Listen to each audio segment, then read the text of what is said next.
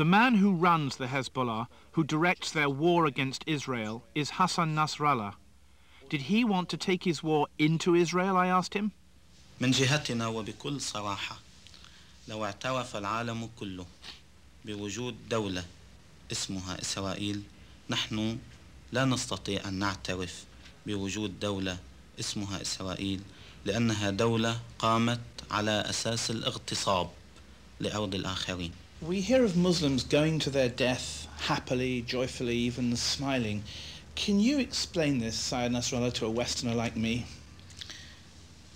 هذه المعاني تجعل الإنسان الذي يقاتل أو يركب كما قلت شاحنته ويدخل إلى قلاع العدو ليفجر نفسه ويستشهد، يدخل مطمئن القلب مبتسم سعيد لأنه سينتقل.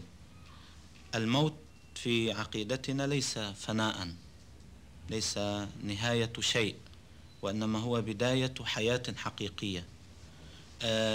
أفضل تشبيه للإنسان الغربي حتى يفهم هذه الحقيقة تماما كما لو كان هذا الشخص في حمام السونا، في داخل حمام السونا، وبعد ساعات عديدة هو عطشان جدا، متعب جدا، مشوب، يعني على درجة عالية من الانفعال بالحرارة، وقيل له إذا فتحت الباب ستدخل إلى غرفة ناعمة هادئة، الكوكتيل ينتظرك والكلمة الطيبة والموسيقى الكلاسيكية. سيفتح الباب ويدخل بكل سعادة، لا يشعر أن ما تركه غالي، بل يشعر أن ما هو قادم عليه أغلى بكثير. لا أستطيع أن أجد مثال آخر الآن حتى أوضح هذه الفكرة لإنسان غربي.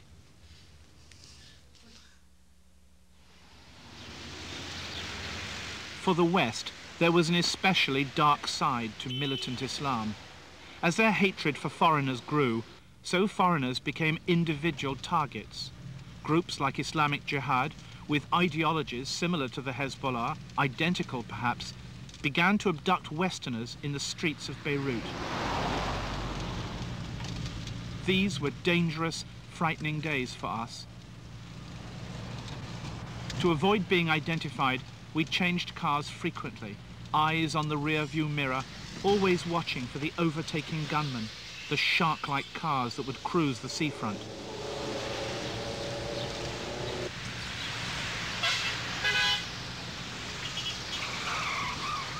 We Westerners like routine, the 9 o'clock drive to the office, the 1 o'clock lunch. So I avoided routine. I went to work in the middle of the afternoon, 8 in the early hours. I booked seats on Lebanese airliners with no intention of flying on them.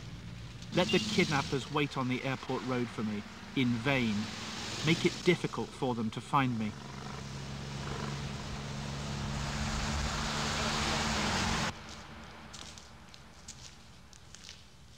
All of us, Lebanese and Westerners alike, lived in fear of the underground prison. There were dozens of them, just like this one, 4 floors below ground in West Beirut. Britons and Americans spent years in prisons like this.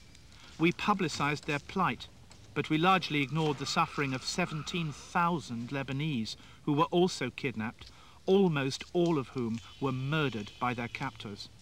Several Lebanese were murdered in this very prison.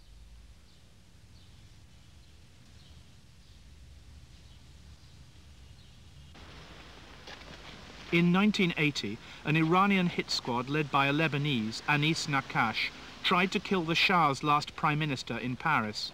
Seized by the French police and sentenced to prison, he was released after Iran demanded his freedom and after Islamic Jihad allowed 3 French hostages in Beirut to go home.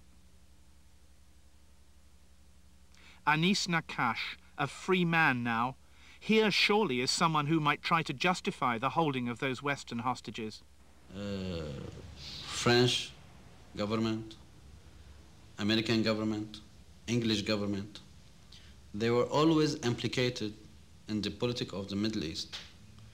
implicated in the problem of Palestine, implicated in the problem of to support Israel and the aggressivity of Israel against our people.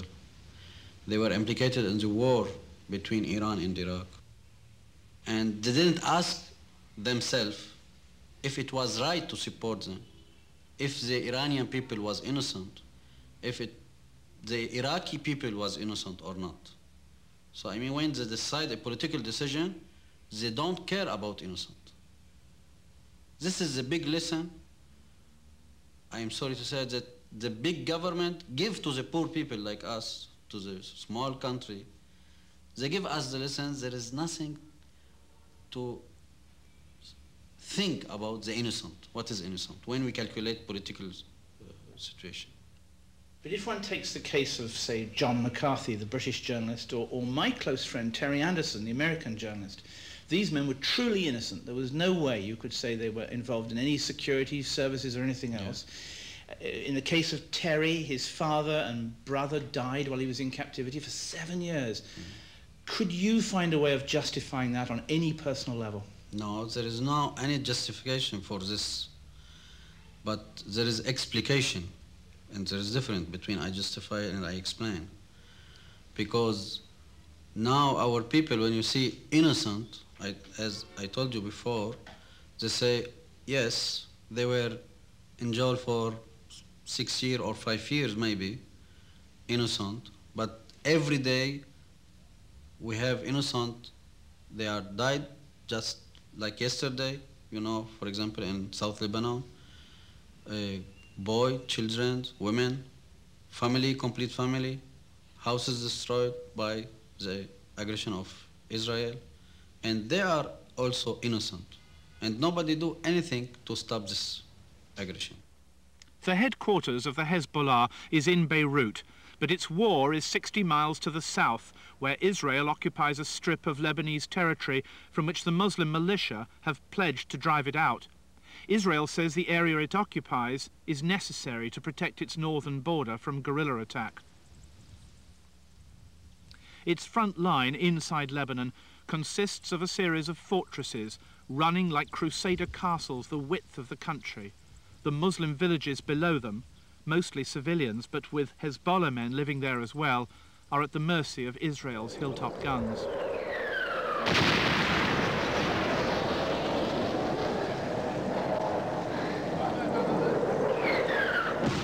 Daily, the Hezbollah attack the Israeli occupation troops. Daily, the Israelis shell the villages. Invariably, under Israeli air and artillery assault, it's the Lebanese Muslim civilians who suffer and who respond with anger.